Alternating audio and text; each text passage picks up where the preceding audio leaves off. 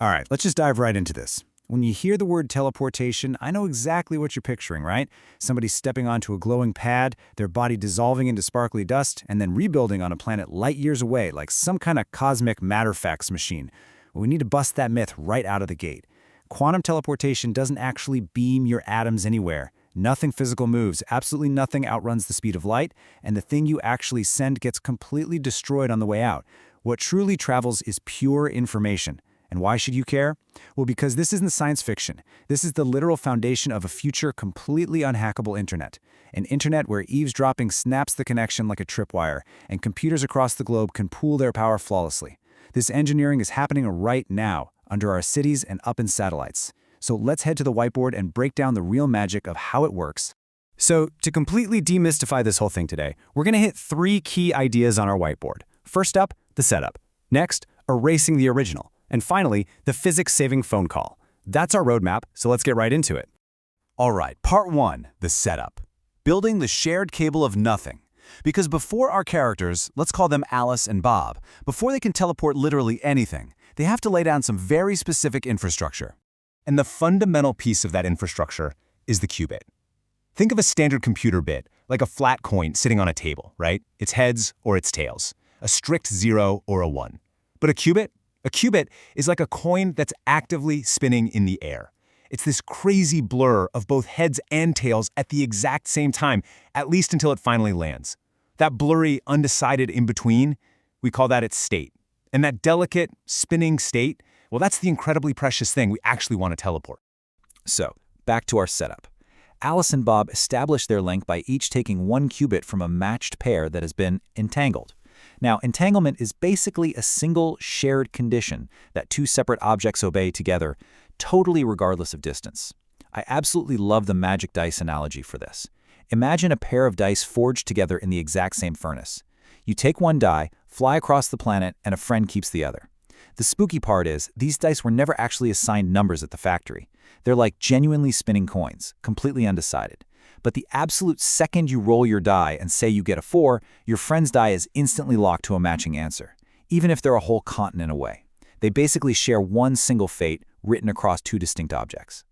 You know, even the greatest minds struggled with this. Albert Einstein literally hated this concept. He hated it so much he famously called it spooky action at a distance. He honestly thought it meant quantum theory was fundamentally broken. Well, he was wrong. It's simply how the universe is built. But here is the first major brain breaker for us. This shared, spooky cable, it carries 0 information on its own. If Bob just sits there staring at his entangled die all day, he's just going to see pure random noise. The connection is basically a loaded spring, just waiting. To actually send anything through it, Alice has to spend it.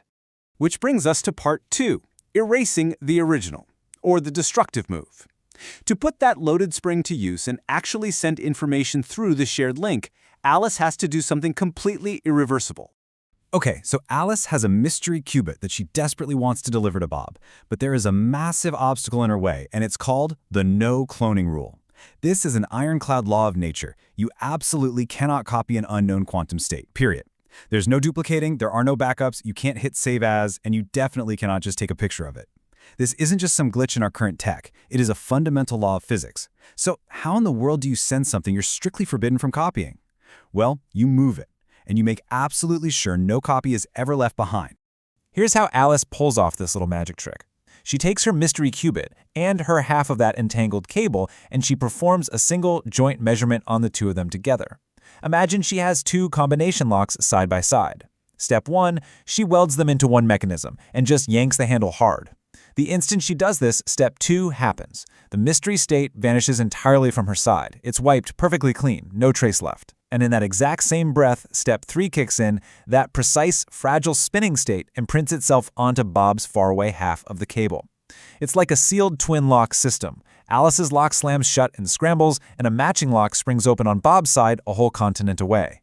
The original is completely destroyed in the act of sending, which means the no cloning rule is perfectly respected. But hold on a second. Let's really think about this for a minute. If the state instantly appears on Bob's side the very second Alice pulls her welded handle, wait, didn't we just break the speed limit? Didn't Einstein say absolutely nothing travels faster than light?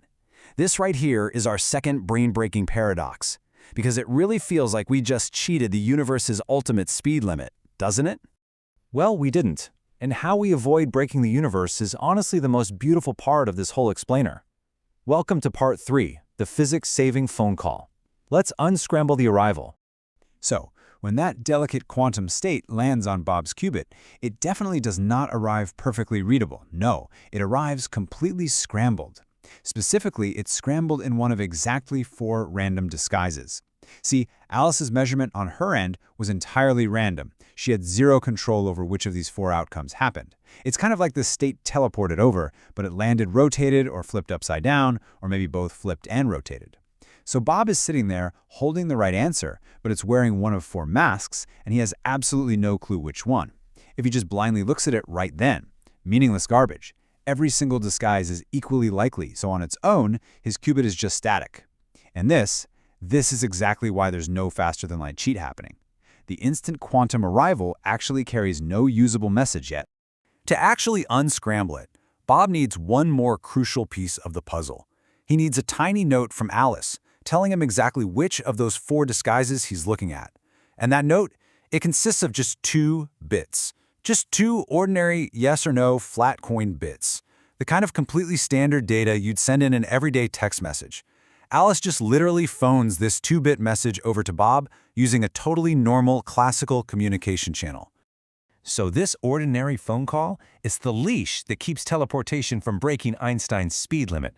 The quantum jump itself is instant, but totally unreadable. The readable part, well, that has to crawl at the speed of light. You absolutely need both. Until that sluggish 2-bit message finally arrives, Bob has nothing of value. Only after he reads it, figures out the disguise, and applies the exact matching unscramble, like, flipping it back or rotating it, does the exact original state finally bloom into existence on his side, perfect and complete.